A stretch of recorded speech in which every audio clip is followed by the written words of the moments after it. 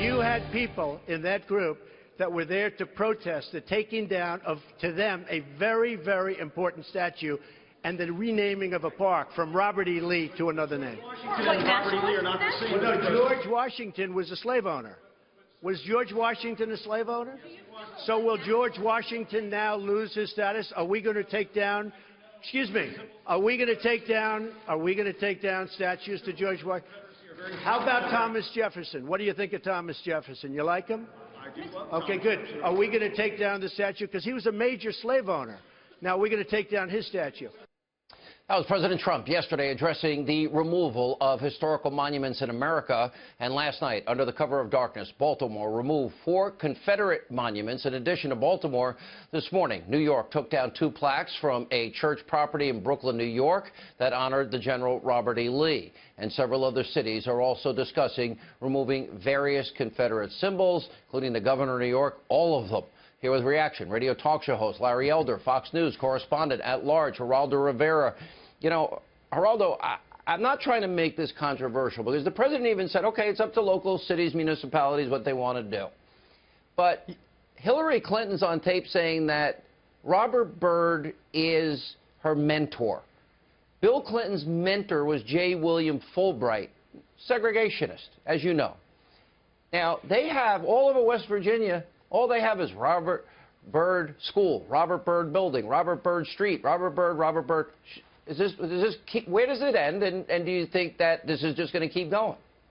You know, Sean, I think that there are 2 separate issues. On the remaking of history, the renaming, the erasing of history, I think that that is very, very dangerous, and it threatens to undermine the very foundations of our nation. For example, there has been slavery, a scar on the face of society since the ancient Egyptians, 3,100 years B.C.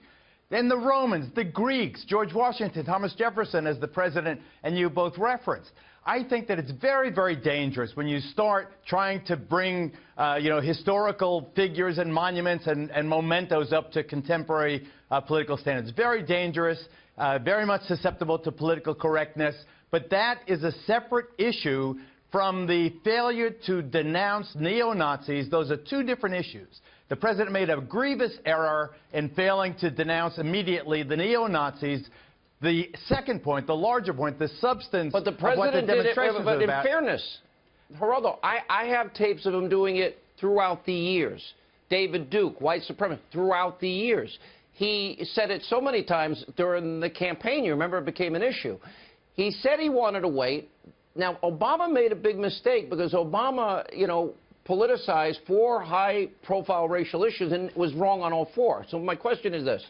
So when the president did denounce it again and again, and he sent out the tweets on Saturday, he said it on Monday, said it yesterday, at what point is enough? Does that satisfy the need to say, I hate these people? And by the way, they're disgusting people. You have to say that our friend, the president, and we want him to succeed, and now he is embattled even by people like McConnell and others in his own party.